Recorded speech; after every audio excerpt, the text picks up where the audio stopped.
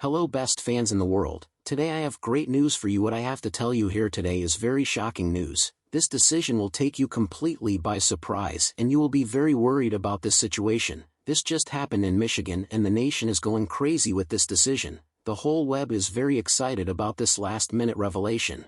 And today we are going to talk about a big controversy that the nation of Alabama is blaming Michigan, and we are also going to talk about a promising 4-star linebacker who is going to transfer to Blue. So stay tuned so you don't miss any important details. And before we start, I wanted to ask you a question. How long have you been a loyal fan of Michigan? For more than 25 years or less? Leave it in the comments below. If you're interested in staying up to date with exclusive breaking news from Michigan, subscribe to the channel right now so you don't miss any Wolverines news. Let's get started. It's crazy to think that Nick Saban led his last game against Michigan in the Rose Bowl. He is a living legend and I never really expected him to retire after a loss like that. But as it turns out, that Michigan game is one of the reasons he retired. Saban explains why in a new interview. Saban was happy with his team's reaction after losing the Rose Bowl. He appears to be completely embarrassed. In fact, Alabama fell 27-20 to the Wolverines in the college football playoff on January 1,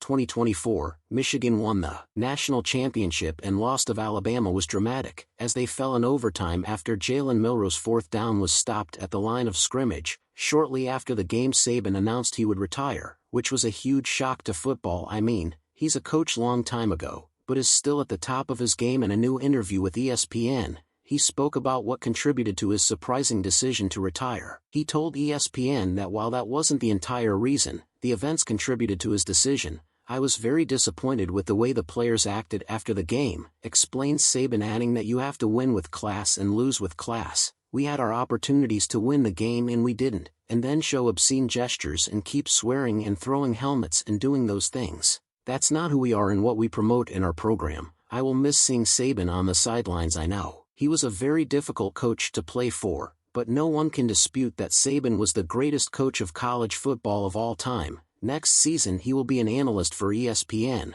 so we will still see him a little. Now let's talk about one of the best linebackers, Luke Metz. His rating is incredible. He is in the top 10 for his position, his skills, and something inexplicable, he is versatile and agile. His vision of the game is magnificent. He received several offers from renowned programs such as Ohio State, Penn State, and Alabama, among others. Luke Metz's pursuit of Michigan football highlights a proactive approach to recruiting, positioning the program to compete with other top schools for promising talent while setting the stage for possible future success on the field. Michigan football's recruitment of Luke Metz could shape the program's recruiting success, highlighting the crucial role of recruiting on Cheryl Moore's leadership in securing top talent. Michigan's new linebackers coach, Brian Jean-Mary, is often hailed as an excellent recruiter with ties across the country. He has built a particularly strong relationship with Luke Metz. Before in closing, I wanted to know your opinion and what you think of this incredible news. Leave it in the comments and stay tuned to Michigan football.